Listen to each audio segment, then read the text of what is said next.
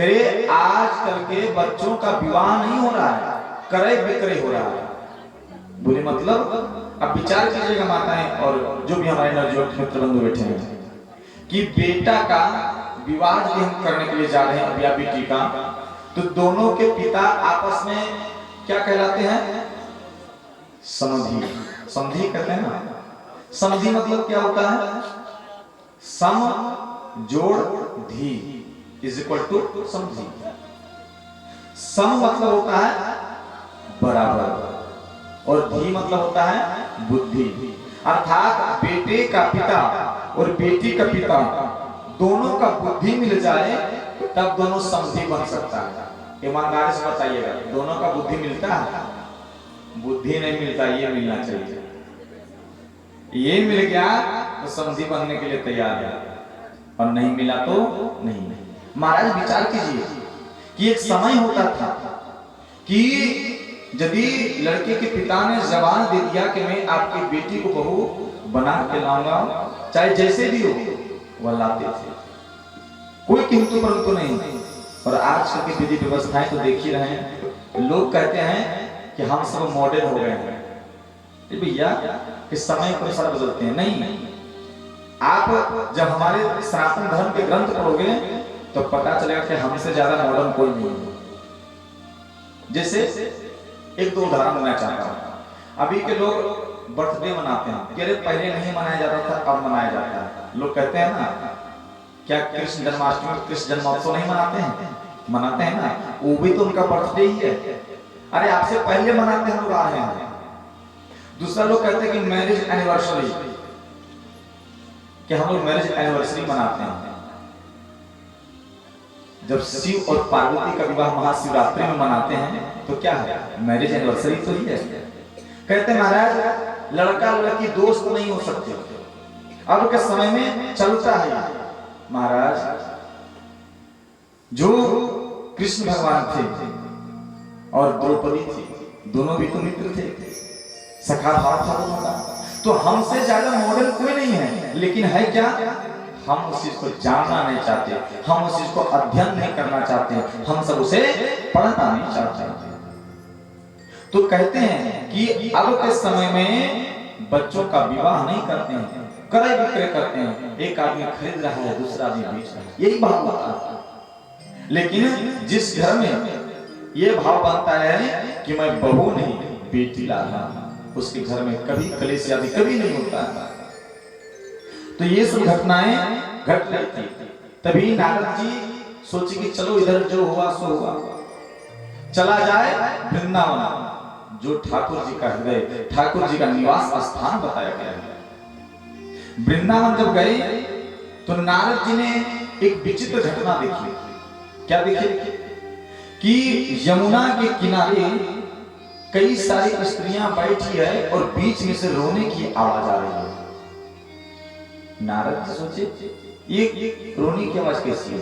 नारद जी आगे बढ़ करके देखना चाहे, तभी क्या देखे कि स्त्रियां ही स्त्रियां बैठी है। तो कभी भी एक पुरुष को स्त्रियों के मध्य में जाना नहीं चाहिए। तो नारद जी देख करके पीछे घूम करके आ रहे थे, वैसे ही उस स्त्रियों के समूह से एक आवाज आता है कि भो भो साधु क्षणं तिष्ठ मा चिंतामपि नाशय दर्शनं तव लोकस्य सर्वथा परम।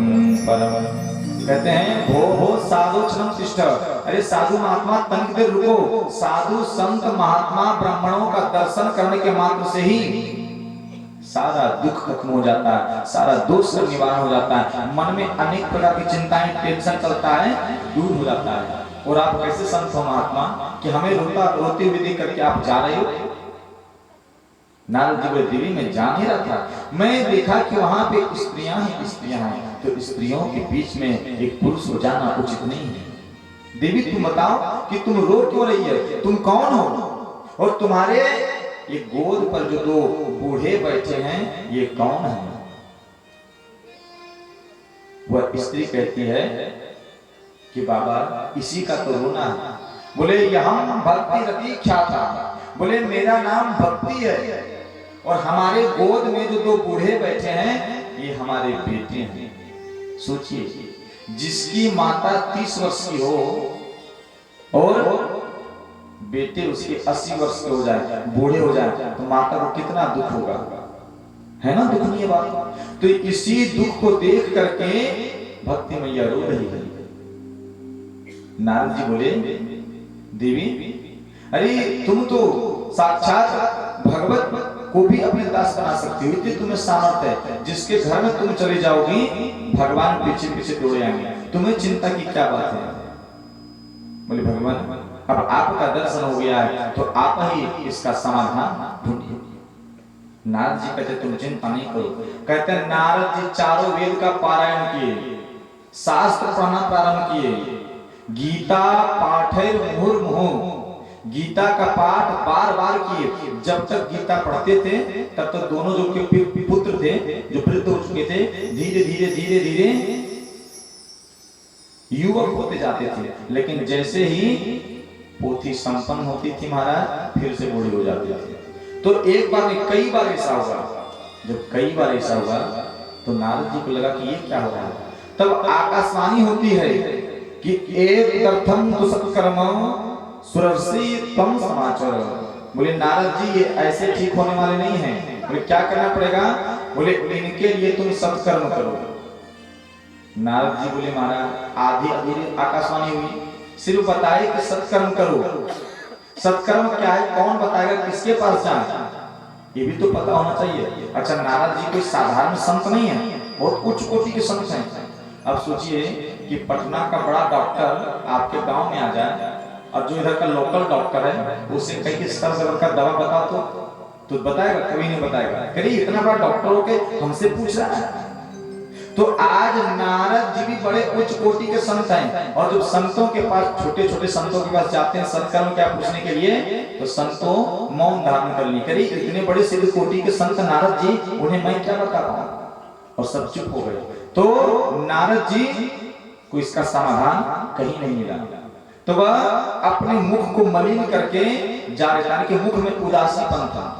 तब तक ब्रह्मा जी के मानस पुत्र सनक सनंदन सनातन सनत कुमार, जो दिखने में 5 वर्ष के हैं, उधर से आ रहे थे कि चलो कहीं सत्संग किया जाए। तभी उन चारों ऋषियों की नजर पड़ती है नारद जी पर। तो नारद से कहते हैं कि कथम ब्रह्मंदीन मुख कुतश्चिंता तुरुभा। बोली नारद, तुम्हारा कौन सा धन कोई चुरा लिया, तुम्हारा घर टूट गया, या तुम अपनी पत्नी से परेशान हो, क्या हो गया, तुम इतने उदास हो? अरे साधु संत महात्मा के चरण में कोई बैठता है तो उसका टेंशन दूर होता है, उनका उदासीपन दूर होता है। और जब साधु संत महात्मा ही उदास हो तो फिर कैसे क्या होगा? कौन सी बातें तुम्हें सता रही है? नारद जी पूरी कथा को बताते हैं कि यहाँ पे सारी नामों के विपरीत कार्य हो रहे हैं। यहाँ पे बेटा बेटी का शादी नहीं, करे बिक्रे हो रहा है। और इतना ही नहीं, एक स्त्री थी जिसका नाम है भक्ति, अपने दो वृद्ध बेटे को गोद में लेकर के बैठी है। मैंने कहा कि मैं ठीक कर दूंगा, लेकिन आकाशवाणी हुई कि सत्कर्म करने से ठीक होगा। तो मैं ढूंढ रहा हूं कि सत्कर्म क्या होता है, कौन बताएगा?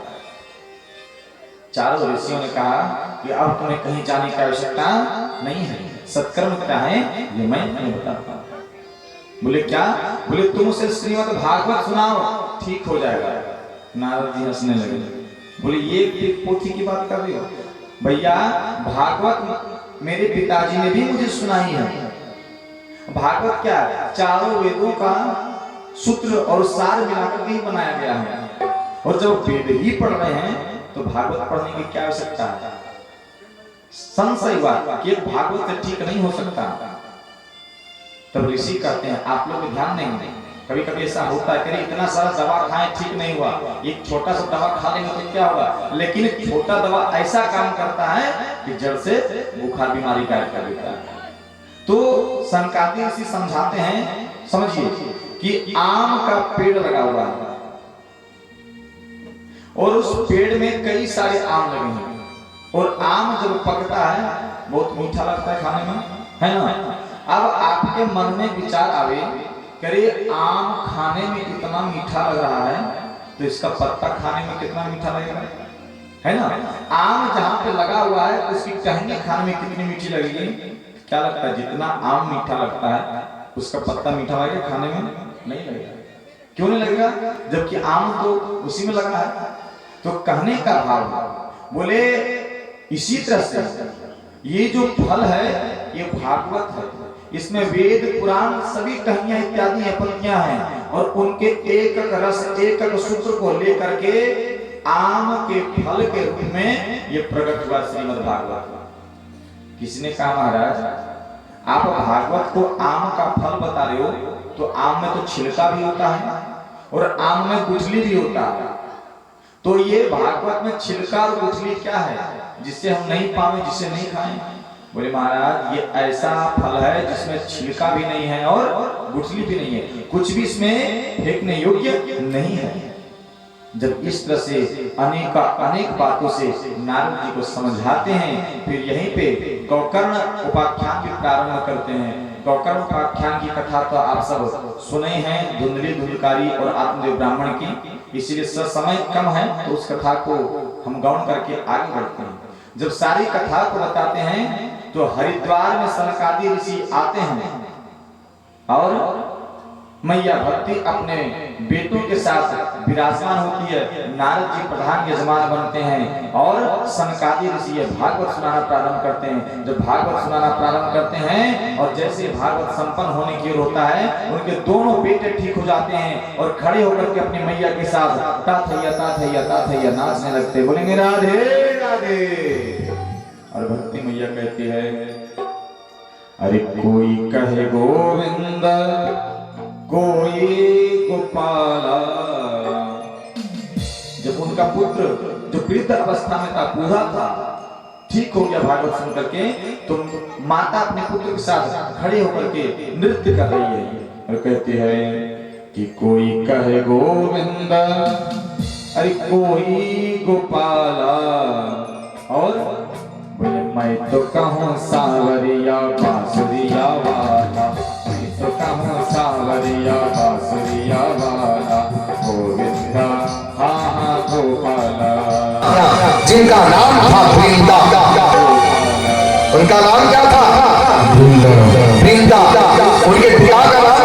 कोई कहे गोविंद कोई गोपाला, मैं तो कहूँ सावरिया बांसुरिया वाला, मैं तो कहूँ सावरिया बांसुरिया वाला, गोविंदा हाँ हाँ गोपाला, गोविंदा हाँ हाँ गोपाला। हरे मुरारी हे नाथ श्री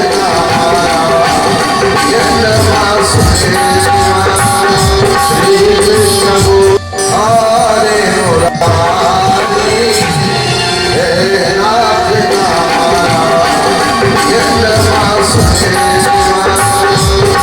कृष्ण।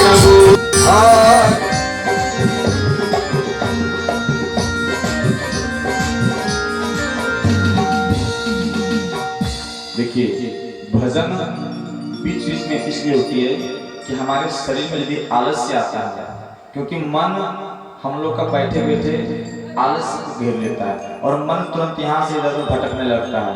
अरे पंडित जी को बोल दिए कि 12 बजे तक कथा कहिए, सुनेंगे। ऐसा नहीं कि सच में पंडित जी 12 बजे तक कथा कहा, हम तो फंस चुके, ऐसा नहीं। इसलिए बड़े प्रेम से अरे मैं तो कहूँ सावरिया बांसुरिया वाला,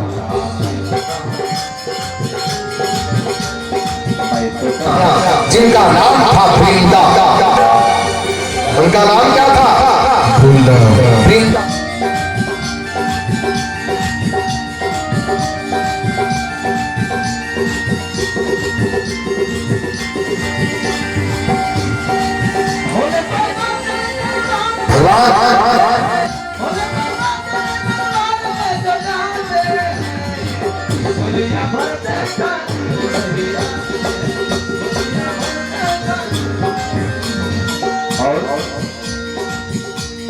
राधा श्याम कहा मीरा ने गिरधर, कृष्णा ने कृष्ण कहा दुर्गा ने नटवर, राधा ने श्याम कहा मीरा ने गिरधर, वालों ने तुमको पुकारा गोपाला, मैं तो कहूँ सांवरिया बांसुरिया वाला, मैं तो कहूँ सांवरिया बांसुरिया वाला। गोविंदा आहा गोपाला, गोविंदा आहा गोपाला। कोई कहे गोविंद कोई गोपाला, कोई कहे गोविंद कोई गोपाला, मैं तो कहूँ सांवरिया बांसुरिया वाला, मैं तो कहूँ सांवरिया बांसुरिया वाला। राधे राधे।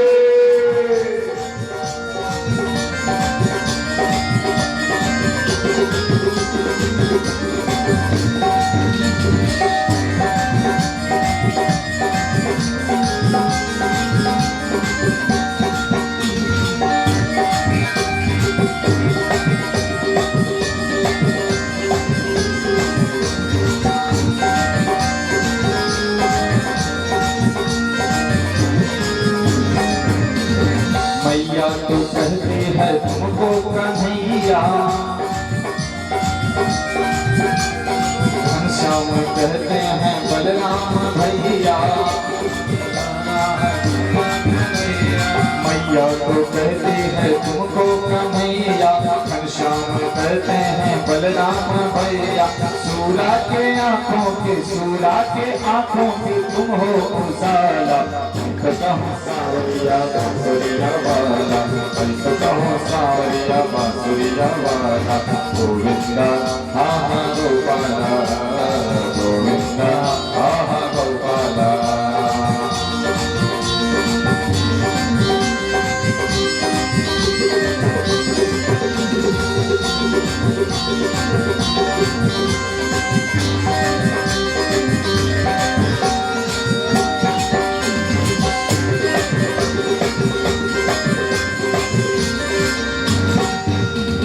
कृष्ण जी के बनवारी अर्जुन के मोहन,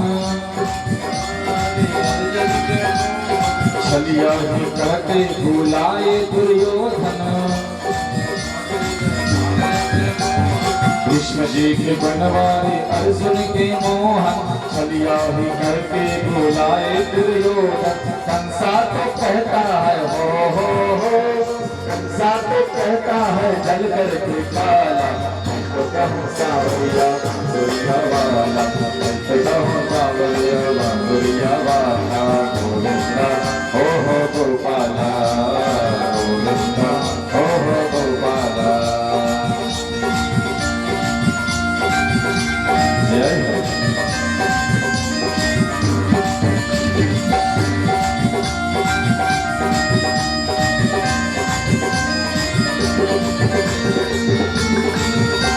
राधे राधे।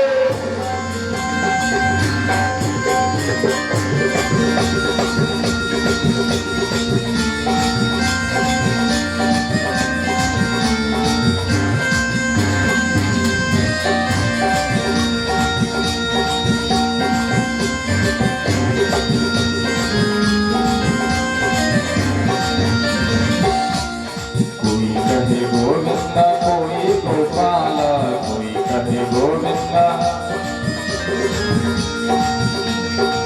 देखिए लगता है कुछ लोग आलस से बैठे हुए हैं। देखिए भागवत कथा कोई भी कथा हो, जब तक उसमें अपने मन की एकाग्रता को लगाइएगा ना, तब तक आग नहीं आएगा जब तक लगाइएगा नहीं।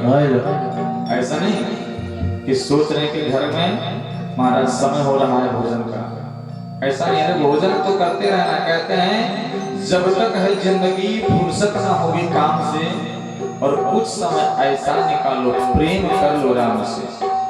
यही एक कथा है। एक संत बड़े सुंदर कहते हैं कि राम नाम में दाम न लागे, राम के नाम में दाम न लागे। अरे कर ले हरि का गुणगान रे, अरे हरि सुमिरन नित करो रे सांवरिया हरि सुमिरन। बोले सब चीज में पैसा लगता है हमारा, लेकिन ये कथा ये सत्संग भगवान का नाम ऐसा है इसमें कोई पैसे की आवश्यकता नहीं, कोई धन की आवश्यकता नहीं है। लेकिन कुछ लोग कहते हैं पंडित जी धन की बात में आप कहते हैं कि आवश्यकता नहीं है, लेकिन बार बार कहते हैं कि दान करो पुण्य करो। एक बार हुआ क्या कि एक बार कथा चल रही थी, तो गर्मी का समय था, यानी कि ग्रीष्म ऋतु था, मई जून का। तो मई जून के समय में हाथ में ऐसे पसीना होता है। तो 7 दिन की कथा चल रही थी, तो 2 मित्र थे, प्रत्येक दिन आते थे। तो जब नियम है ऐसा कि जहां भी कथा और सत्संग हो कुछ न कुछ चढ़ाना चाहिए। तो एक व्यक्ति उसका दूसरा पहला मित्र आता 10 20 5 प्रत्येक दिन चढ़ाता। तीसरा दिन चौथा दिन जब हुआ तो अपने बगल वाले मित्र से कहा, कहे भैया तुम भी जाके तुम चढ़ाया करो जब कथा सुनने के लिए आते हो। दूसरा बोला तुम चिंता नहीं करो, 7 दिन का हम एक ही बार जोड़ करके चढ़ा देंगे। बोले हो भी सकता है, एक सिद्धांत है। जब 7वें दिन की कथा में हम सब प्रवेश किए तो वह व्यक्ति बिल्कुल अपने पैकेट से 100 का नोट निकाला और ऐसा हाथ में दबा के बैठ गया। तो बगल वाले ने कहा भैया जाओ दान करने के लिए निकालो, दान करो। बोले नहीं नहीं, बीच कथा में जाएंगे। कथा जब प्रारंभ हुई, बोले कथा संपन्न हो जाएगी तब जाकर के देंगे। कथा संपन्न हो गई, जब आरती होने लगी तो सोचा कि अब जाकर के दे देते हैं। अब जैसे हाथ को खोल कर देखता है तो पसीना से हाथ पूरा भीग गया। और जब भीग गया तो व्यक्ति कहता है उस 100 के नोट से, बोले तुम हमसे इतना प्रेम करते हो कि हमें छोड़ करके तुम किसी के पास जाना नहीं चाहते, इतना तुम रो रहे हो कि रो करके पूरा हाथ को भिगा दिया। और महाराज 100 का नोट ऐसे पहुंच दिया, फिर पैकेट में रख दिया। बोलेंगे राधे राधे। लेकिन अभी ठंडा का महीना है, अभी किसी का नोट वैसा नहीं रोएगा। गर्मी का महीना था इसलिए रोता है। प्रेम से वृंदावन बिहारी की जय। तो कहते हैं महाराज ये भागवत की कथा, इसका आयोजन किस प्रकार से होनी चाहिए। आपने कहा कि भागवत सुनने से ये लाभ होता है वो लाभ होता है, लेकिन आखिर इसका आयोजन कैसे किया जाए। तो कहते हैं कि विवाहे यादृशं वित्तं तादृशं परिकल्पये। बोले जिस तरह एक कन्या का विवाह में हम सब खर्च करते हैं, उसी प्रकार से साप्ताहिक ज्ञान, ये जो भागवत ज्ञान यज्ञ है, उसे भी इसी भाव से करनी चाहिए। ऐसा नहीं कहा इतना खर्चा हो गया, कभी पश्चाताप नहीं होनी चाहिए। क्योंकि जब हम लोग आरती करते हैं तो पहला लाइन में कहते हैं कि सुख संपत्ति घर आवे, कष्ट मिटे तन का। और कुछ नहीं चाहिए, पहले सुख आवे, पहले धन आवे, पहले संपत्ति आवे, और हमारे शरीर में किसी प्रकार रोग हो तो दूर हो जाए।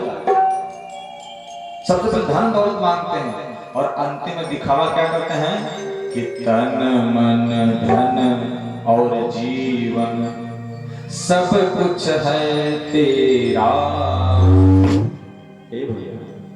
अरे तेरा तुझको अर्पण क्या लागे मेरा।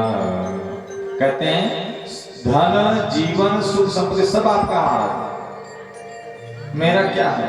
लेकिन यह सिर्फ कहते हैं, जिस दिन भगवान के सामने ऐसा कहे, भगवान बोले ठीक है लाओ, जो मेरा है वो मेरा दे दो, महाराज कोई नहीं जाएगा। तो ये सिर्फ भाव बनता है। प्रेम से वृंदावन बिहारी की जय। तो कहने का भाव है कि जिस प्रकार बेटी के विवाह में खर्च करते हैं उसी तरह खर्च करना चाहिए, उतने उत्साह के साथ, उतने गीत आदि गाते हुए इस कार्य को संपन्न कराना चाहिए। बोले महाराज कहते हैं कथा वगैरह सुनने की, भोजन की भी विधि है। बोले भोजन तू वरम मन्ये कथा श्रवण कारकम नोपवासो पर प्रोक्ता कथा विघ्न करो यदि। बोले तो कहता तो है कि फलाहार रह के भी आप कथा सुन सकते हो, लेकिन फलाहार नहीं कर पाए तो कम से कम एक बार भोजन भी कर लो। लेकिन भोजन उतना ही करना जितना तुम कथा में बैठ पाओ। ऐसा नहीं कि पूरा भोजन करके आ गए, कथा में बैठे नींद आने लगी, ऐसा भी नहीं करना है। और इस प्रकार से उनकी विधि व्यवस्था को बताई। और यहाँ पे श्रीमद् भागवत महापुराण के महात्म्य जो श्री पद्म पुराण से लिया गया यहाँ संपन्न होता है और हम लोग प्रथम स्कंद में प्रवेश करते हैं। प्रेम से वृंदावन बिहारी की जय। यहाँ से भागवत के प्रथम स्कंद के प्रथम श्लोक में कहा गया है कि जन्मा यद्यस्य यतोऽन्वयादितरतश्चार्थेष्वभिज्ञः तेने ब्रह्महृदाय आदि कवये मुह्यन्ति यत सूर्यः तेजो आदिमृदा यथा विनिमयो यत्र सर्गो दृशा धाम्ना स्वेन सदा निरस्तकुहकम् सत्यं परम धीमहि। इसमें भी सत्य की चर्चा करी गई है कि जो जन्म लेते ही जन्म लिए और कहीं दूसरे जगह जाकर अपना निवास स्थान बना लिए और जब मुरली की तान ऐसी छिड़ी तो ये पूरे संसार को अपना दीवाना कर दिए। पर्वत वह भी पिघलने लगे, जो नदियां बहती रहती थी वह भी स्थिर हो गई। ठाकुर जी ऐसे मुरली बजाया और सत्यम परम विधि में ऐसे सत्य रूपी देवता का ही मैं ध्यान करता हूं। और जब तक दूसरा श्लोक आया तो कहते हैं धर्म प्रोजित के तवोत्र परमो निर्मत्सरा नाम समान। बोले महाराज धर्म और परम धर्म क्या है? जैसे लोग कहते हैं कि धर्म कर रहे हैं लेकिन परम धर्म क्या है? दोनों अलग अलग है कि एक ही है? बोले धर्म क्या है? जिसे जब पंडित जी बताते हैं कि भगवान का भजन करो कीर्तन करो तो लोगों के मन में आता है कि घर परिवार छोड़ के करना है क्या? नहीं, आप बाहर जाओ, काम करो, धन को कमा के खिलाओ, अपने परिवार वालों का पालन पोषण करो, ये क्या है? धर्म है, ये धर्म है। लेकिन इस धर्म को करते हुए थोड़ा सा समय निकाल करके उस प्रभु को याद करना परम धर्म है, यही परम धर्म है। कहते हैं कि आप यदि ऐसे ही सो रहे हो तो मच्छर जब काटता है मात्सर्य तब मच्छरदानी लगा लेते हो, ऑल आउट लगा लेते हो, मैक्सो लगा लेते हो, छुमंतर लगा लेते हो। लेकिन हमारे इस शरीर के अंदर भी मच्छर है, मात्सर्य है। कौन?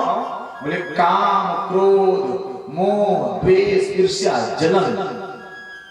महाराज हमारे घर में लोग दुखी हैं, उससे मैं नहीं रो रहा हूं। रो क्यों रहा हूं? कि हमारे बगल वाले घर में लोग इतना खुश क्यों हैं? तो दूसरे की खुशी से लोग जल रहे हैं।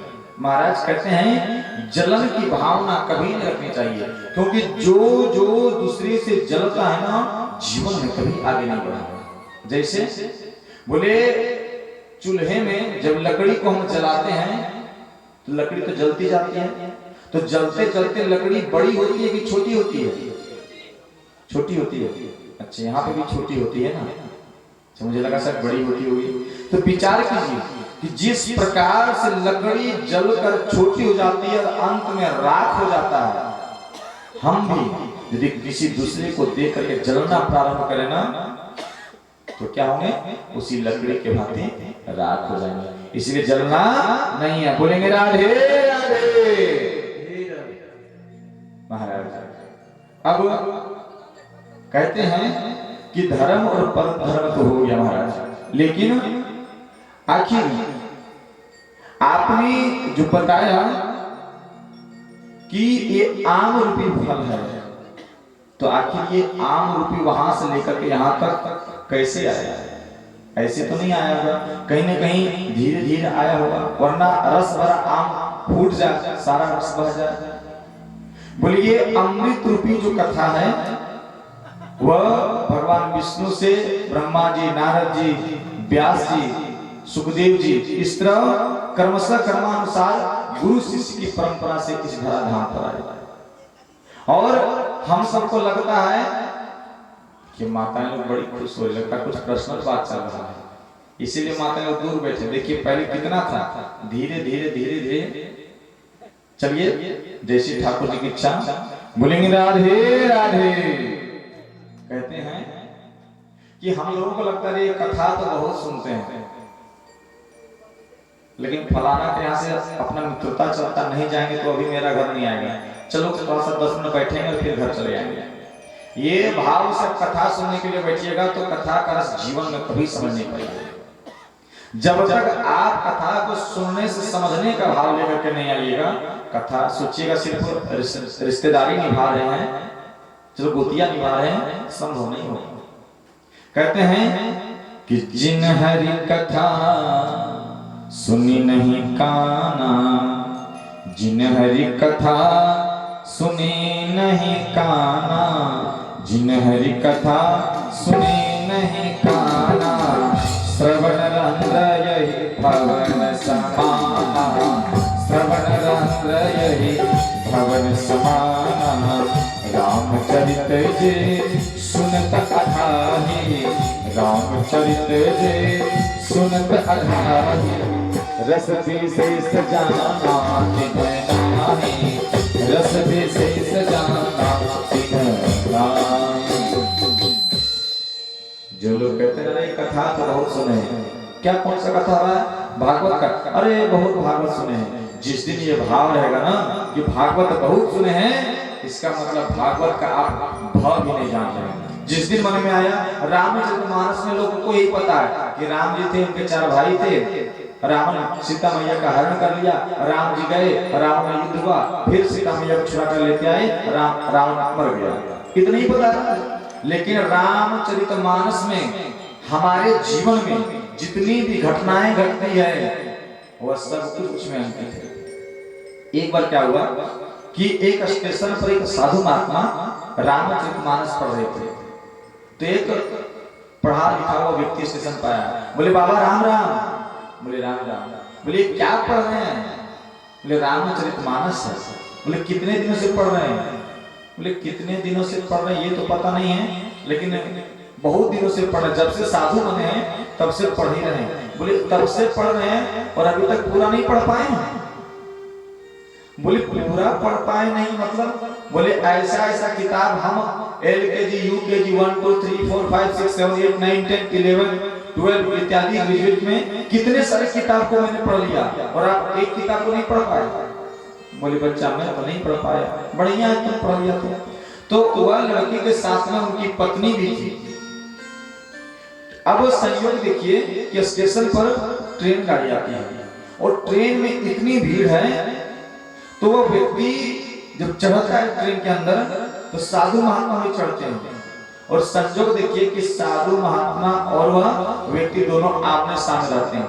अचानक व्यक्ति जब चारों तरफ नजरें दौड़ाता है, देखता है कि उसकी पत्नी भीड़ में नहीं चढ़ पाई। अब वह कहने लगा रे कोई ट्रेन का जंजीर खींचो, हमारी पत्नी बीच में रुक गई है, नहीं चढ़ पाई है, स्टेशन पे ही छूट गई है। तब साधु देख करके हंसने लगा, बोले महात्मा हमारी पत्नी छूट गई है स्टेशन पे और आप देख करके मुस्कुरा रहे हैं। बोले बेटा जिस रामचरितमानस के बारे में तुम कर रहे थे ना, आज यदि तुम रामचरितमानस पढ़ के रहते ना तो तुम्हारी पत्नी नहीं छूटती स्टेशन पर। बोले महाराज आपको मजाक समझ में आ रहा है, भला रामचरितमानस से हमारी पत्नी का छूटने का क्या तालमेल है? बोले जब राम लक्ष्मण और मैया सीता वनवास के निकले तो जब गंगा पार करने का समय आया ना, तो केवट जब नाव लेकर के आता है तो राम जी सबसे पहले अपने नाव पर नहीं चढ़ेंगे, सबसे पहले सीता मैया को चढ़ाएंगे। बोले ये कथा यदि तुम सुना रहता तो आज ट्रेन में तुम सबसे पहले नहीं चढ़ाता, अपनी पत्नी को चढ़ाता, और जब अपनी पत्नी को चढ़ाता तुम्हारी पत्नी नहीं छूटती। बोले राधे राधे। इसीलिए हम सब कथा को सुनना चाहिए, ऐसा नहीं कि गोतियों जी निभा रहे हैं, ऐसा नहीं करिए। ऐसा करने के भाव से आइएगा समझ में नहीं आएगा, पूरे 4 दिन 5 दिन 7 दिन की कथा संपन्न हो जाएगी, समझ में नहीं आएगा।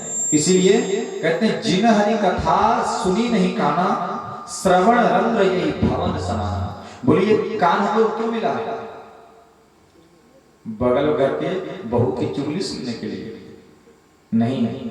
अच्छा कान देखिएगा, कथा यहाँ पे उपस्थित कई लोगों को कथा समझ नहीं आ रहा होगा कि पंडित जी क्या क्या बोले जा रहे हैं, लेकिन वही किसी का शिकायत कीजिए, किसी का चुगली कीजिए, नींद भी आ रही होगी ना, आंख खुल जाएगा, ऐसा हुआ था ना, इसके बाद आगे क्या हुआ, ये भाव बनता है। तो कान को भी इस कलिकाल में अच्छा चीज सुनने की आदत नहीं है, लेकिन यदि इस कान को एक बार अच्छे शब्द सुनने की आदत हो जाए ना तो फिर कहना ही क्या है। तो भगवान कहते हैं गोस्वामी तुलसीदास जी कि जिन हरि कथा सुनी नहीं काना, श्रवण रंध्र यही भवन समाना। बोलिए कान उसी का कान है जिस कान से वह भगवान की कथा सुना, और बोले जिसका कान से भगवान का कथा नहीं सुना उसका कान नहीं। बोले क्या है? बोले जो भी सांप निकला था ना, इसका सांप का बिल होता है, बोले सांप के बिल के समान उसका कान है। इसलिए कान का सदुपयोग करना चाहिए, ऐसा हमारे शास्त्र पुराण बताते हैं। कहते हैं कि वेद पुराण शास्त्र समझने के लिए किसी न किसी साधु महात्मा गुरु का आश्रय लेना चाहिए, क्योंकि शास्त्र में क्या लिखा है आप सोचिएगा कि सीधा सीधा हम हिंदी पढ़ के समझ जाए, नहीं समझ पाएंगे। जब तक उसे समझाने वाला कोई नहीं रहेगा आप नहीं समझ पाओगे, क्योंकि उसकी भाषा विचित्र है। बोले वेदों की भाषा विचित्र है? अरे हिंदी में तो सब लिखा रहता है पंडित जी, हिंदी तो मैं पढ़ने के लिए जानता हूं। बोले हुआ क्या? बोले एक गांव का मुखिया था, ध्यान देंगे, तो मुखिया का एक आदत था, क्या? बोले घर में जब चावल बनता था ना तो माड़ जो होता है माड़, वह गर्मा गर्म माड़ पीने का आदि थी उसे। अभी तो चाय पीते हैं, उसमें चाय का नहीं, बोले गर्मा गर्म माड़ जैसे उतरे माड़ पीने का आदि था। अब क्या हुआ कि मुखिया जी आंगन में बैठे थे, आसपास के गांव के 2-4 लोग भी आए थे, कुछ निर्णय चल रहा था, डिस्कशन चल रहा था। अब क्या हुआ कि अंदर रूम में जब माड़ निकल गया और माड़ बिल्कुल गर्म है, लेकिन उसके बेटे जाकर के कैसे कहे कि पिताजी चलिए जाकर के माड़ पी लीजिए, मुखिया जी हैं अपमान हो जाएगा, फिर मुखिया जी होके माड़ पीते हैं। लेकिन उसके बेटा ने चालाकी किया, ध्यान देंगे, बेटा जाकर के पिताजी से ये नहीं कहता है कि पिताजी चलिए माड़ पीजिए, क्या कहता है कि पिताजी धानपुर से माड़ू जी आए हैं और कठौता घाट पर बैठे हैं, चलिए जाकर के मिल लीजिए, नहीं तो शीतलपुर को चले जाएंगे। कितने सुंदर भाषा से बोले, सिर्फ उसका पिताजी समझ पाया और गांव के मुखिया वाले और अदर कोई नहीं समझ पाया। क्या बोले? बोले धानपुर से माड़ू आया है, यानी कि धान से चावल बनता उसका माड़ू आ गया है, और बोले कठौता घाट पर बैठा है, बोले कठौती में उतर चुका है, और बोले अभी गर्म है, चलिए जाकर के गर्मा गर्म पी लीजिए वरना शीतलपुर को चला जाएगा, मतलब ठंडा हो जाएगा। तो देखिए ये इन्होंने कहा वही समझा और तीसरा कोई नहीं समझ पाया। तो वेद की भाषा भी इसी तरह है, गुरु जब तक नहीं रहेंगे तब तक वो क्या लिखा है क्या बोलना चाहता है कुछ नहीं समझ पाओगे। इसीलिए जीवन में एक गुरु होना चाहिए। तो आज सौनकादि ऋषि ने सूत जी से मात्र 6 प्रश्न किया और 6 प्रश्न पूरी भागवत सुना दिया 68,000 श्लोक। कौन सा प्रश्न था? बोले किम श्रेयः शास्त्रं सारः कह स्वावतार प्रयोजनम किम कर्म केवतारश्च धर्मः कं शरणं गतः। बोले महाराज आखिर मनुष्य का जन्म होता है तो इसका कल्याण कैसे हो? पहला प्रश्न। दूसरा बोले शास्त्र सार है, बोले शास्त्र बहुत सारे हैं, उतना पढ़ने का समय नहीं है, क्योंकि लोग उतना पढ़ करेंगे तो फिर धनोपार्जन कैसे होगा, तो उतना समय नहीं है। बोले इतना ही नहीं, बोले भगवान यदि सर्वशक्तिमान है सामर्थ है तो वहीं से सब कुछ कर लेता, अवतार लेने की क्या आवश्यकता है? अवतार क्यों लेते हैं? और यदि भगवान का अवतार हुआ है तो कौन कौन अवतार लिए हैं इसके बारे में बताइए। और बोले मनुष्य के जन्म का परम लक्ष्य क्या होता है? आप कहते हैं कि भगवान धर्म की रक्षा करने के लिए आते हैं, जब जब होई धर्म की हानि बाढ़ असुर अधम अभिमानी। कहते हैं कि धर्म की रक्षा करने के लिए आते हैं, तो ठाकुर जी जब लीला करके अपने धाम को चले जाते हैं तो उसके बाद धर्म किसकी शरण में जाता है? धर्म कह शरणं गतः। बोले धर्म किसकी शरण में जाता है? और यही 6 प्रश्न किए और 6 प्रश्नों में पूरी भागवत सुना दिया है। ये 6 प्रश्न। तो कहते हैं कि तुमने जो प्रश्न किया है बहुत ही बढ़िया किया है, लेकिन महाराज ये प्रश्नों का उत्तर तब तक तुम्हें नहीं समझ में आएगा जब तक तुम सामने वाले को जो बता रहा है उसे गुरु नहीं समझो। क्योंकि अभी के समय में लोग नित्य नया नया गुरु बन रहे हैं। गुरु बनना सबसे आसान है, 2 मंत्र रट लो, बाल को मुड़वा लेना है, बड़ा बड़ा टीका लगा लेना है, धोती पहन लेना है, 2-3-4 चेला बना लेना है, गुरु बन गए महाराज। जो आ रहा है नहीं, कहते हैं कभी भी गुरु शिक्षा लो, गुरु दीक्षा लो तो गुरु के बारे में भी जानकारी ले लेनी चाहिए कि गुरु कैसा है, क्या है, क्या नहीं है। क्योंकि इस कलिकाल में साधु कम और साधु ज्यादा मिलते हैं महाराज। और एक कोई गलती करता है और उसके गलती के कारण सारे लोगों पर दृष्टि जाती है कि वो ऐसा किया तो ये भी ऐसा होगा। तो इसीलिए साधु संत महात्मा भी अब के समय में गांव में आना कम कर दिए हैं। और जब से साधु संत महात्मा गांव में आना कम कर दिए हैं, हम और आपके सामने प्रत्यक्ष है हमारी गांव की स्थिति क्या होती जा रही है, आप देख सकते हैं। आज से 20 साल 30 साल पहले गांव में, प्रत्येक गांव में साधु संत महात्मा महीना 2 महीना 6 महीना में आता था, 10 दिन 20 दिन 1 महीना रुकता था, कथा करता था, सत्संग करता था और गांव को एक करके रखता था। जब से साधु संत महात्मा आना छोड़ दिए, हमारा गांव और गांव के जितने भी हम सब समाज में उपस्थित है लोग सब विपरीत दिशा की ओर जाने लगे। तो कहीं ना कहीं हम सब धर्म से हटते जा रहे हैं। तो इसलिए गुरु की जानकारी भी लेनी चाहिए कि जिस गुरु से मैं दीक्षा लेने जा रहा हूँ वह गुरु कैसा है, क्या है, नहीं है। तो कहते हैं, सूत जी कहते हैं कि जिस 6 प्रश्न को तुमने सुना, यह 6 प्रश्न का उत्तर सुखदेव जी परीक्षित को दिए। बड़ी सुंदर भागवत की कथा करें। बोले महाराज आपने 2 बार बोला, इससे पहले भी जब पूछे तो आप बताए कि सुखदेव जी सुनाए, अभी फिर बोल रहे हैं कि सुखदेव जी सुनाए। आखिर सुखदेव जी हैं कौन? कौन है सुखदेव जी? तो ये कौशिकी संहिता की कथा आती है कि गोलोक में जो सुखदेव जी हैं तो राधा रानी की गोद में खेल रहे होते हैं। तो उन्हें पता चलता है कि राधा रानी भी अवतार लेके आ रही है धराधाम पर और भगवान श्री कृष्ण भी आ रहे हैं, अपनी लीला करेंगे। तो सुखदेव जी कहते हैं कि मैं यहाँ अकेला क्या करूंगा, मुझे भी जाना है। तो वही उन्हीं के आशीर्वाद से सुखदेव जी यहाँ पे तोता बन करके आते हैं और जनमानस के में इसका प्रचार प्रसार करते हैं। बोले महाराज तो सुखदेव जी का जन्म कैसे हुआ? बोले एक समय की बात है कि शंकर भगवान और मैया पार्वती कैलाश पर्वत पर विराजमान थे। तो नारद जी ने सोचा कि बड़े दिनों से बाबा का दर्शन नहीं हुआ है तो चला दर्शन कर दिया जाए। तो संध्या काल के समय में भोले बाबा अपने गणों के साथ घूमने के लिए निकले थे। अच्छा ये चीज पता है कि शाम के समय में सोना नहीं चाहिए, खाना नहीं चाहिए और कुछ नहीं करना चाहिए। क्यों नहीं करना चाहिए? क्योंकि शाम के समय में भोले बाबा अपने भूत प्रेत डाकिनी शाकिनी पिशाचिनी के साथ निकलते हैं भ्रमण करने के लिए।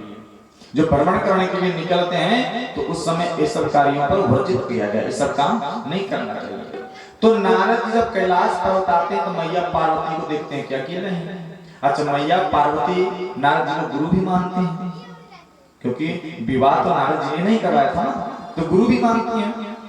तो जब दोनों में चर्चाएं होने लगी तो नारद जी ने पूछ दिया, बोले मैया विवाह वैवाहिक जीवन बढ़िया से चल रहा है ना?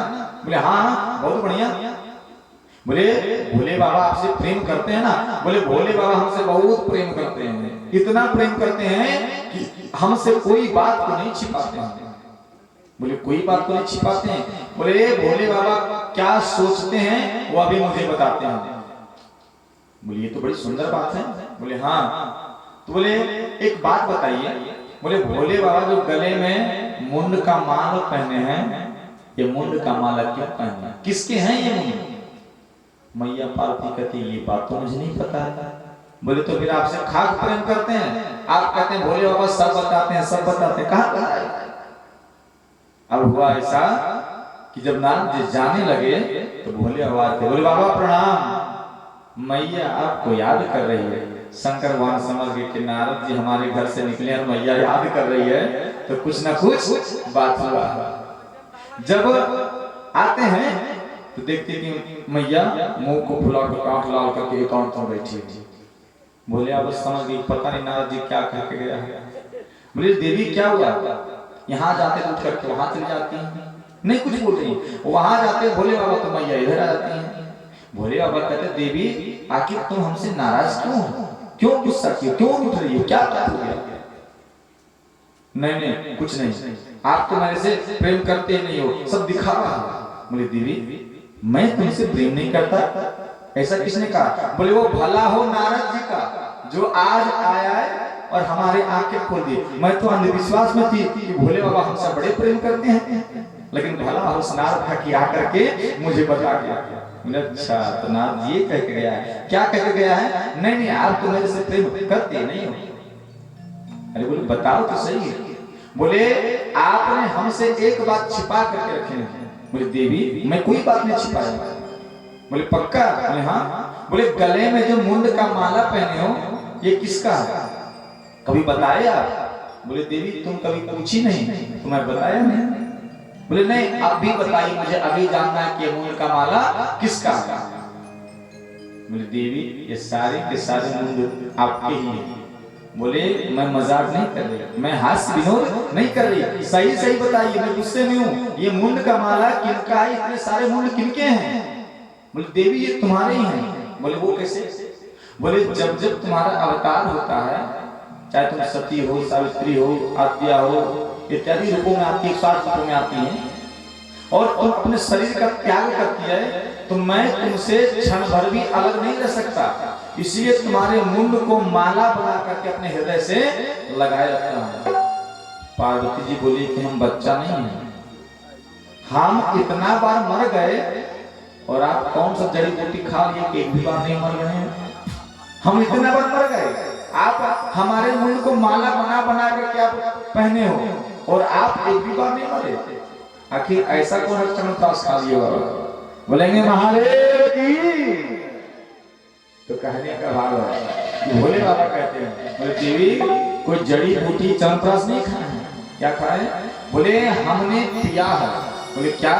बोले भागवत अमृत कथा अर्थात अमर मैं पी रखा हूं, इसीलिए हमारी मृत्यु नहीं आती। बोले मुझे भी पिलाओ, मुझे भी कथा सुनना है, मुझे भी अब नहीं मरना है। हमारे पाप और मरने पर आपने मुंड का माला पहन लिया, अब मुझे नहीं मरना है। प्रेम से वृंदावन कहलाल की जय। भोले बाबा का एक बड़ा सुंदर प्यारा भजन आता है कि जटा जूट बरवाल हरे, अरे गंगा जी के धरवा, हे राम जहरवा पियलाना। अरे जटा जूट बरवाल हरे, गंगा जी के धरवा, हे राम जहरवा पियलेना, हे राम जहरवा पियलेना।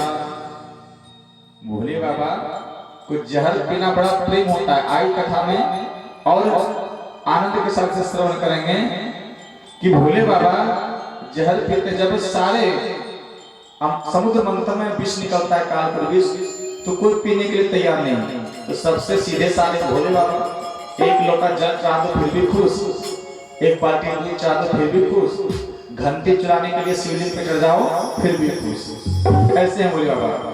तो वही कहते हैं कि जटा जूट बरवाल हरे, अरे गंगा के लहरवा, हे राम जहरवा पियलेना, हे राम जहरवा पियलेना।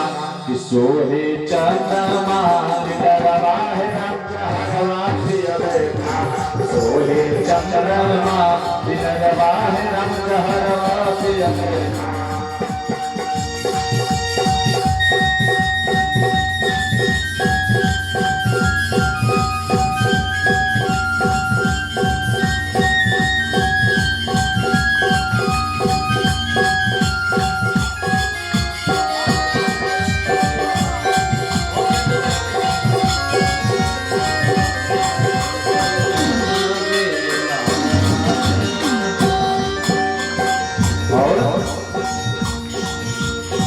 इसका स्वरूप कैसा होता है?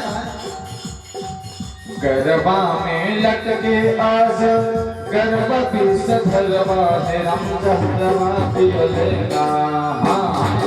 गरबा में लटके आज गर्भवती सधरवा है राम जहरवा पियलेना, हे राम जहरवा पियलेना। ये भजन हम लोग अधिकतर समुद्र मंथन में जब भगवान विष का पान करते हैं ना तब गाते हैं। लेकिन ये भजन इसलिए यहाँ गा रहे हैं कि पता नहीं जैसे ही आज मंच पर आए तो ये ठाकुर जी की कृपा हुई। मुझे उस समय से लग रहा है कहीं आसपास सांप है निकलेगा निकलेगा, ये मुझे अनुभव हो रहा था। लेकिन मुझे लगा कि शायद मन है इधर भटक रहा होगा, लेकिन देखे तो सबसे पहला नजर भी मेरा ही पड़ा कि देखिए सांप आया। तो भोले बाबा को प्रसन्न करने के लिए ये जो भजन सुनते हैं उनका गुणगान तो बड़ा प्रसन्न होते हैं। तो कई कहते हैं कि गरबा में लटके आज गर्भवती सधरवा है राम जहरवा पियलेना, हे राम जहरवा पियलेना। और बोले मोड़े के हरवा है राम जहरवा पियलेना, मोड़े के हरवा है राम जहरवा। जय हो।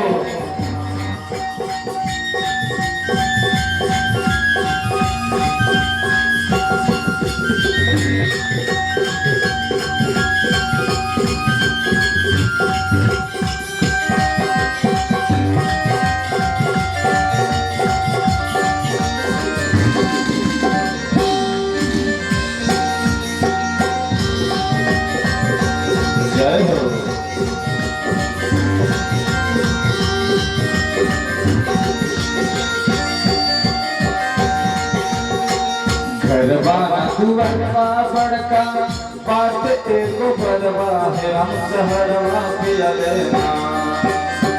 गरबा कुबरवा बड़का बात एको बरवा है राम जहरवा पियलेना, हे राम जहरवा पियलेना। बोले घर द्वार कुछ नहीं है, बस एक बसहा बैल है, जहाँ मन करता बैठता है, नो डीजल नो पेट्रोल, चलो भैया घूम के आए। तो कहते हैं और क्रीम पाउडर भी नहीं लगाते हैं। उनका क्रीम पाउडर क्या है? बोले ताजा ताजा जो सब्ज होता है उसका भस्म को लगाते हैं। और कहते क्या है कि भस्मा गतरे गतरवा राम जहरवा पियलेना, भस्मा गतरे गतरवा राम जहरवा पियलेना।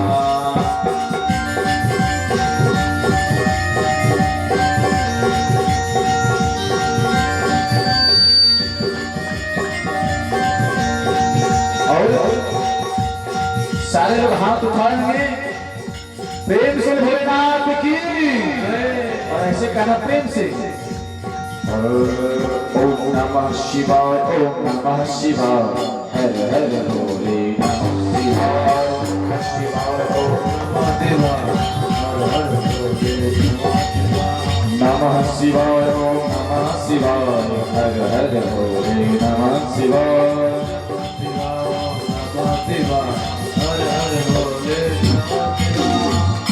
प्रेम श्री वृंदावन बिहारी लाल की जय। राधा रमण भगवान जिनका नाम था वृंदा, उनका नाम क्या था?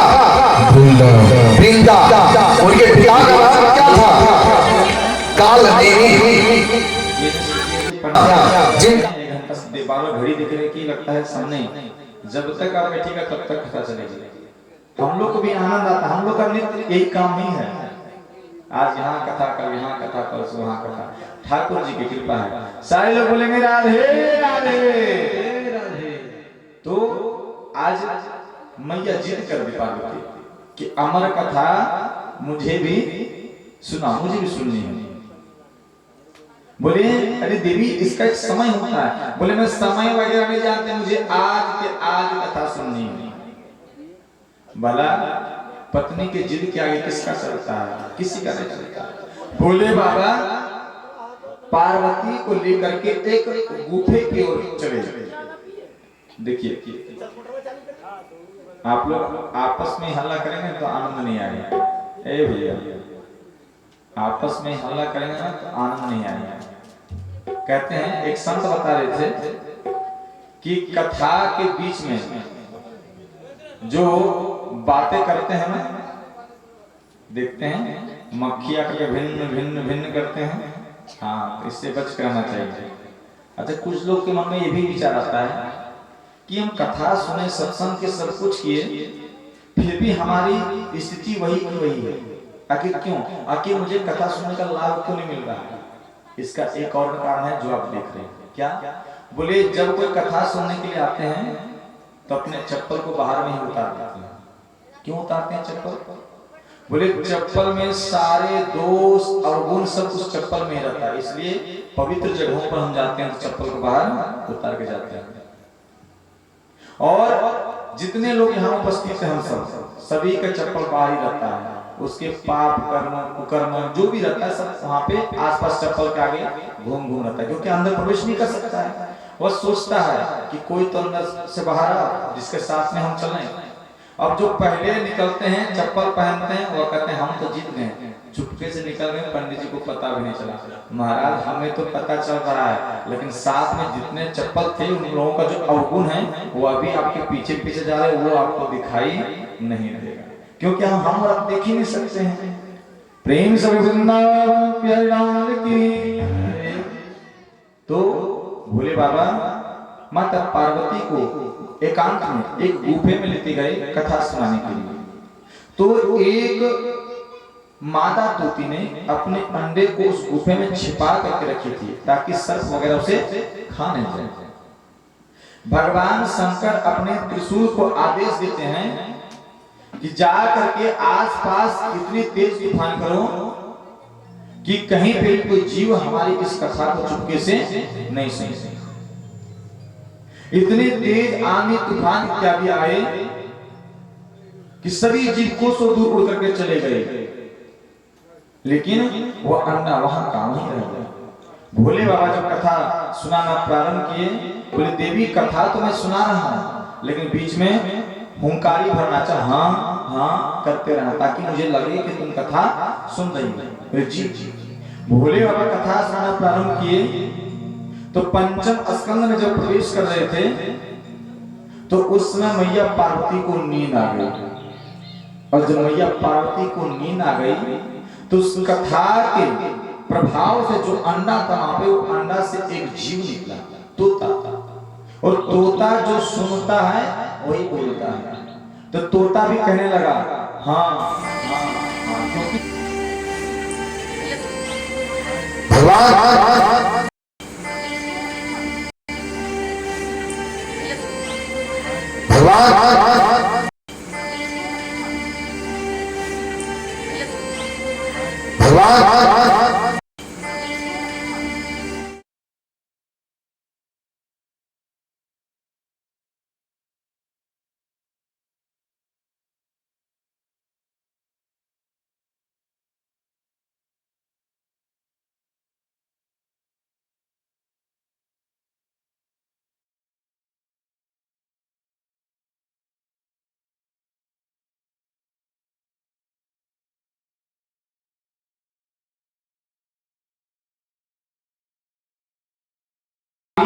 अमर करने वाले और आप ही मारने वाले, इसका मतलब आप नशे में हो।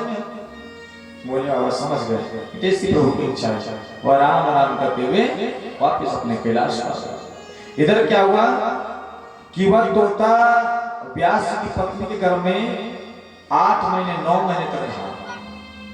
सोचे सारे लोग कि 9 महीने के बाद बाहर आएगा, लेकिन 1 साल 2 साल 3 साल बीतता गया और बाहर नहीं आ रहा। कहते हैं महाराज कि 12 वर्ष तक वो माता के गर्भ में रहा, माता के गर्भ से बाहर नहीं आया। क्यों नहीं आया? क्योंकि जब वो कथा सुना भागवत का तो उन्होंने सुना कि जैसे ही मैं बाहर आऊंगा तो भगवान विष्णु की जो माया है वह घेर लेगी। रामचरितमानस में गोस्वामी तुलसीदास जी कहते हैं भूमि परत डाबर पानी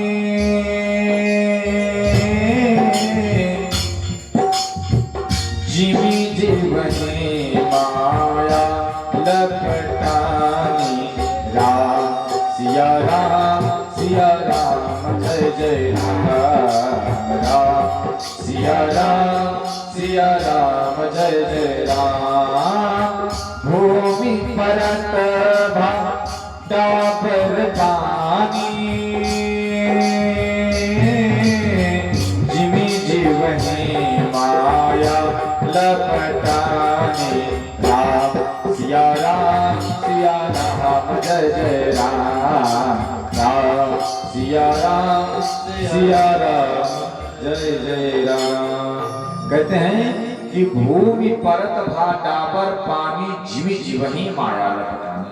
कहते हैं जिस प्रकार ये भूमि में हल्का सा पानी गिरा बिखर जाती है पानी तुरंत, उसी प्रकार से भूमि परत भा डाबर पानी, जिस प्रकार भूमि में पानी गिरते ही पानी बिखर जाती है, उसी प्रकार कोई जीव जैसे धराधाम पर आता है, आस पास तुरंत विष्णु की माया उसे घेर लेती। जिमि जीवहि माया लपटानी, तुरंत माया उसके आगे पीछे घूमने लगती है। कि पंडित जी कथा तो सुनते आए कि मोह माया को छोड़ो, मोह माया को छोड़ो। मोह तो समझ में आता है, ये माया कौन है महाराज? हमारे गांव में तो कोई माया नहीं है।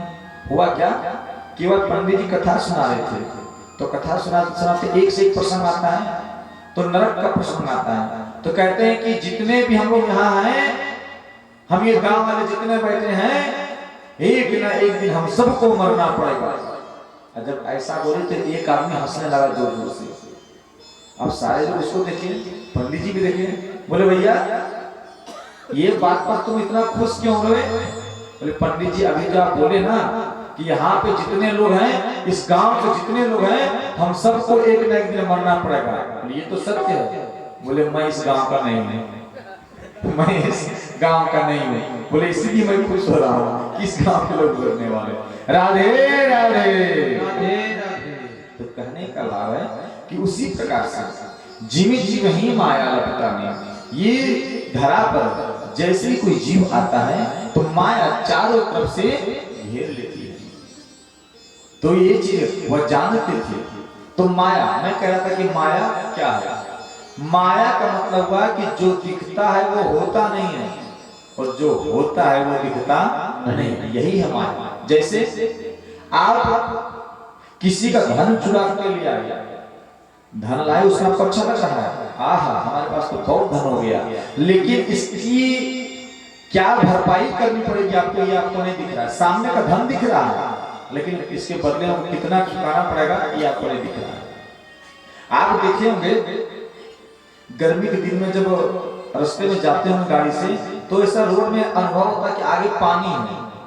गर्मी के दिन में रोड में लगे कि आगे पानी है, लेकिन आगे पानी नहीं होता। हमें दिखता है, कुछ चमकता है ना तो लगता है कि पानी है, लेकिन वहाँ पानी नहीं होता है।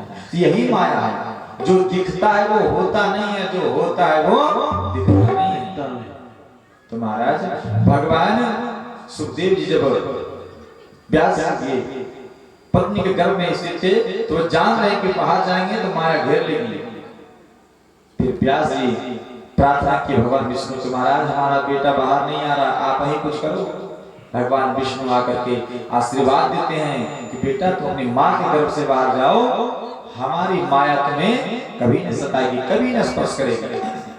जब भगवान विष्णु से आशीर्वाद पाए तो सुखदेव जी 12 वर्ष के बाद अपनी माता के गर्भ से बाहर आए, और गर्भ से बाहर आए तो माता पिता से कोई बात विचार नहीं, उनके तरफ देखे तक नहीं। प्रेम से बोलिए सुखदेव भगवान के। सुखदेव जी कोपी पहने और चल दिए, कहाँ? जंगल की ओर। जंगल की ओर जब चलने लगे तो प्यासी, अरे बेटा पुत्र पुत्र कह के उनके पीछे पीछे भागे जा रहे हैं। यम प्रव्रजन्तम अनुपेतम प्रेतकृत्यम द्वैपायनो विरह कातरया जुहाव पुत्रेति तन्मयतया तरवोऽभिनेदुस् तं सर्वभूत हृदयं मुनिमानतोऽस्मि। पुत्र पुत्र कहते हुए व्यास जी पीछे पीछे जा रहे हैं, और पीछे मुड़ करके सुखदेव जी नहीं दिखे।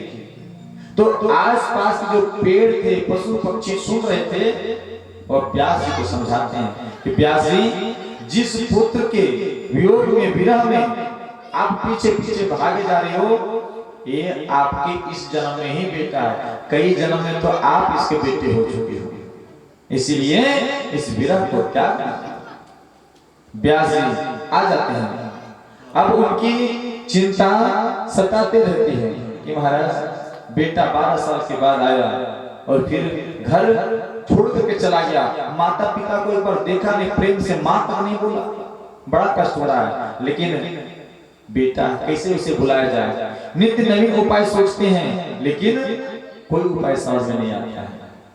तब एक दिन क्या होता है कि वह बड़े चिंतित होकर के एकांत में सोच रहे होते हैं कि मैंने आने वाले कलयुग में कलुषित प्राणियों की सदगति पे एक से उपाय किया, लेकिन हमारी हृदय को शांति नहीं मिल रही है, हमारी आत्मा को शांति नहीं मिल रही है, मुझे अंदर से प्रसन्नता नहीं मिल रही है।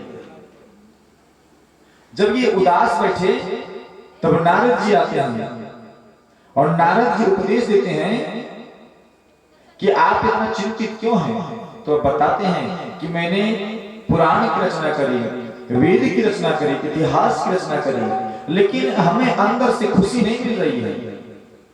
तब नारद जी कहते हैं कि आपने अभी तक ठाकुर जी की लीलाओं का गुणानुवाद नहीं किया, उनके लीलाओं का आप वर्णन करो, आपकी आत्मा को निश्चय ही प्रसन्नता मिलेगी और शांति भी मिलेगी। तब नारद जी यहाँ पे अपने पूर्व जन्म का चरित्र बताते हैं कि मैं पूर्व जन्म में एक दासी का पुत्र था और हमारे घर में जब संत आए उनकी बड़ी सेवा करता था मैं। जब संत जाने लगे तो मैं भी उनके पीछे पीछे चल दिया, लेकिन हमारी मैया रोने लगी, करिए साधु संत महात्मा की सेवा करी, पता नहीं हमारे बेटा को क्या खिला दिया, बेटा भी साधु बनने के लिए जा रहा है। देखिए एक माँ का बेटा चोर बन जाए माँ को दुख नहीं होता है, और भी कुछ बन जाए लेकिन वो सोचती है कि बेटा सब कुछ बन जाए लेकिन बाबा नहीं बने। बाबा बनने से मैया को बड़ा कष्ट होता है। चोर बन जाए, लड़ाई करे, झगड़ा करे तो चलेगा, लेकिन साधु महात्मा नहीं बनना बेटा। ऐसी माताएं को सोच जाता है। तो नारद जी की माता भी कहती थी कि साधु संत महात्माओं की मैंने तो सेवा करी, पता नहीं कौन सा क्या मंत्र दे दिए, मेरा बेटा तो साधु बनने जा रहा है। साधु महात्मा के चरणों पर गिर गए, बोले हमारे बेटे को छोड़ दो। साधु महात्मा को भी दया आई, बोले पुत्र अभी तुम्हें भजन कीर्तन जंगल जाने की आवश्यकता नहीं, वहां जाकर करने की, तुम यहाँ पे माँ की सेवा करो और यहीं पे नाम लिया गया। अब नारद जी रोज भगवान का नाम लेते और नाम लेते और भगवान से मनाते कि कब मैया का पीछा हमसे छूटेगा कि मैं घर द्वार को छोड़ करके भगवान के चरण से मिल जाऊंगा। कहते हैं एक दिन की बात है, उनकी मैया दूध दूहने जाती है, बीच में सांप आता है, काट देता है और मृत्यु हो जाती है। ऊपर से तो रो रहे हैं, अंदर अंदर खुश रहे होने के आज भगवान मेरी सुन लिए, आज मुझे मुक्त किए। और नारद जी भगवान के नाम का चिंतन करने लगे और कहते हैं वही नाम चिंतन का फल है कि दूसरी बार में नारद जी सीधे ब्रह्मा जी के बेटा होकर के आए, ब्रह्मा जी के पुत्र बने। तो ये चरित्र को जब बताते हैं नारद जी तो व्यास जी कहते हैं कि ठीक है, तुरंत सरस्वती नदी में स्नान करते हैं और स्नान करने के बाद बोलते हैं कि भागवत को लिखा कौन है, कौन लिखे, तो गणेश जी का आवाहन करते हैं। गणेश जी आते हैं तो संतों से ऐसा सुनने को मिलता है, ये महाभारत में भी कथा आती है कि जब गणेश जी को लिखने के लिए बुलाया गया तो गणेश जी बोले कि लिखेंगे हम तब जब बीच में हमारा कलम रुकना नहीं चाहिए। तो व्यास जी ने भी कहा कि तुम लिखोगे वही शब्द को जिसकी अर्थ तुम्हें समझ में आवे, ऐसे नहीं लिखना है। और कहते हैं महाराज कि ना व्यास जी की श्लोक रुकी ना गणेश जी की कलम रुकी, दोनों लगातार चलते रहे और 18,000 श्लोक में श्रीमद् भागवत महापुराण को लिखी गई। जब ये श्रीमद् भागवत महापुराण लिखी गई महाराज इस पुराण का नामकरण कैसे हो, बस कुछ देर और कथा चलेगी, उसके बाद हम सब विश्राम की ओर चलेंगे। थोड़ा सा दृष्टांत है। हाँ, सभी लोग प्रसाद वगैरह ले लेंगे, अभी वितरण होगा, आरती होगा, इसके बाद ही जाएंगे। प्रेम से वृंदावन बिहारी लाल की जय, राधा रमण भगवान की जय। तो कहते हैं कि इसका नामकरण कैसे हो, तो पुराण को लेकर गए क्षीर सागर में। वहां पे जब क्षीर सागर में गए तो भगवान विष्णु की पाद सेवा कर रही थी माता लक्ष्मी। तो भगवान विष्णु के सामने गए, बोले प्रभु इस पुराण को आपकी आशीर्वाद की आवश्यकता है। बोले क्या है इसमें? बोले प्रभु आपके लीलाओं का वर्णन है। बोले आशीर्वाद है आशीर्वाद, लेकिन इसका नाम क्या है? बोले भागवत। बोले मतलब? बोले भगवता प्रोक्तम इति भागवत। बोले जो भगवान के द्वारा कहा गया है वही भागवत है। बोले बहुत सुंदर नाम है, ठीक है। तब तक नजर पड़ी कि लक्ष्मी मैया भी है। बोले लक्ष्मी मैया आप भी इससे आशीर्वाद दे दो। बोले मैं नहीं दूंगी। बोले क्यों? बोले मेरा नाम है ही नहीं। बोले नाम आपका भी है। बोले क्या? बोले भगवत्या प्रोक्तम इति भागवतम, जो भगवती के द्वारा कही गई हो वही तो भागवत है। बोले ऐसे नहीं चलेगा, तुम ज्ञानी व्याकरण क्यों अपने जगह पर? भैया मेरा नाम स्पष्ट होना चाहिए। तो वहीं से भागवत का लेकिन हो गया श्रीमद् भागवत। प्रेम से श्रीमद् भागवत महापुराण की जय, वृंदावन बिहारी लाल की जय, राधा रमण भगवान की जय।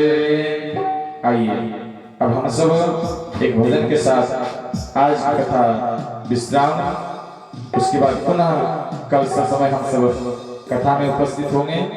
प्रेम से वृंदावन बिहारी लाल की, राधा रमण भगवान की, बाके बिहारी लाल की। राधे तो बड़ी भागिनी, कौन तपस्या कीन, तीन लोक तारण तरण, सब तेरे अधीन, सब तेरे अधीन। प्रेम से वृंदावन बिहारी लाल की जय।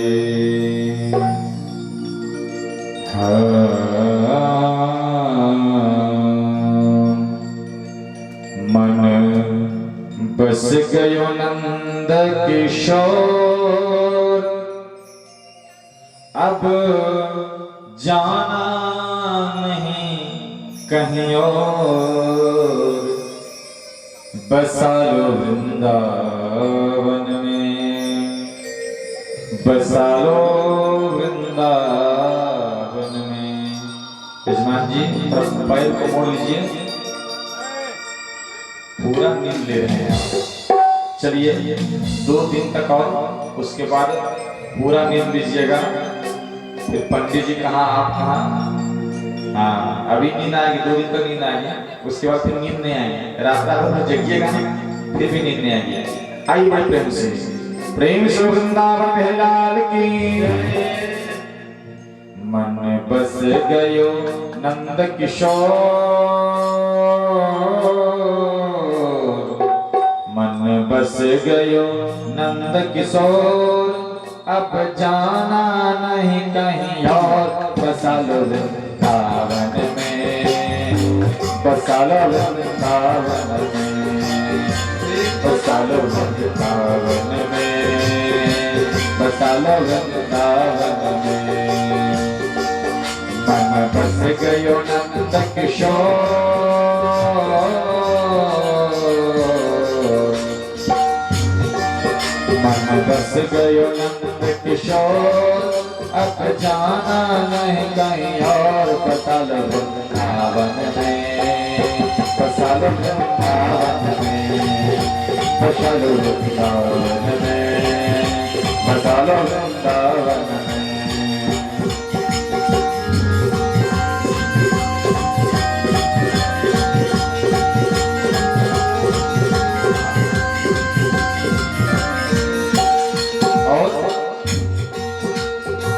सौंप दिया अब जीवन तो है, सौंप दिया अब जीवन तो है, राख लाज, हाँ राख लाज सुनो अब मोहे, राख लाज।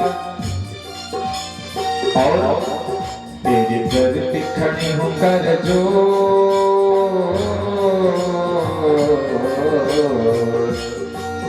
तेरे दर पे खड़ी हूँ हाथ जोड़, अब जाना नहीं कहीं और, बसा लो वृंदावन में, बसा लो वृंदावन में, बसा लो वृंदावन में, बसा लो वृंदावन में, बसा लो वृंदावन में, बसा लो वृंदावन में।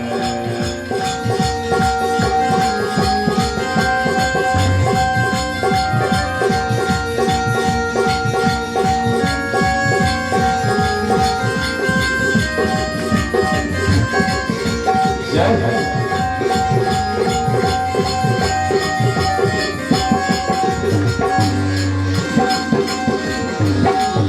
जय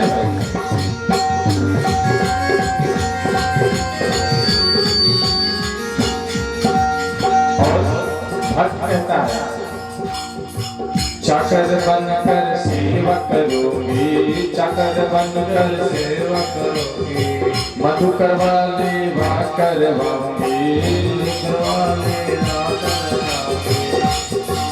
तेरा दर्श करूंगी उठ भोर, तेरा दर्श करूंगी उठ भोर, अब जाना नहीं कहीं और, बसा लो वृंदावन में, बसा लो वृंदावन में, बसा लो वृंदावन में, बसा लो वृंदावन में।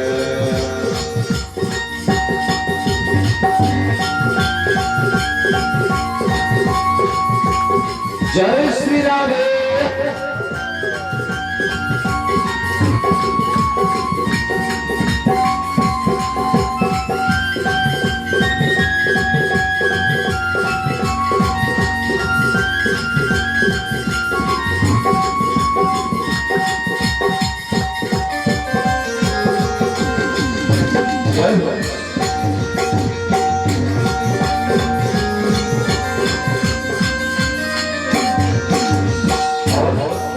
भक्त विनती करता है, अर्ज मेरी तुम सुन करना, अर्ज मेरी मंजूरी करना, अपन से कभी दूर न करना, अर्ज मेरी मंजूर तू करना, अपन से न दूर तू करना, मेरा मेरा जाना न दिल को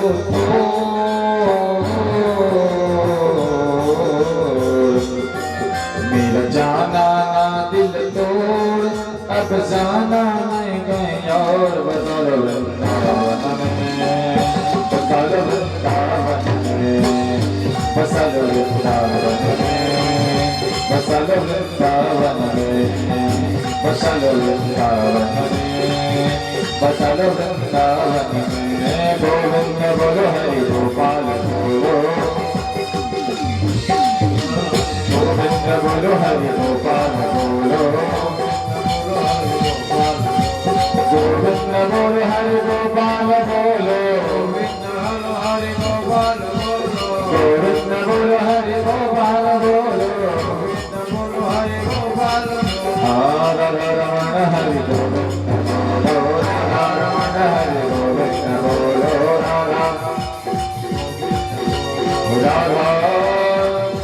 रमण हरि गोविंद बोलो। प्रेम से वृंदावन बिहारी लाल की जय। राधा रमण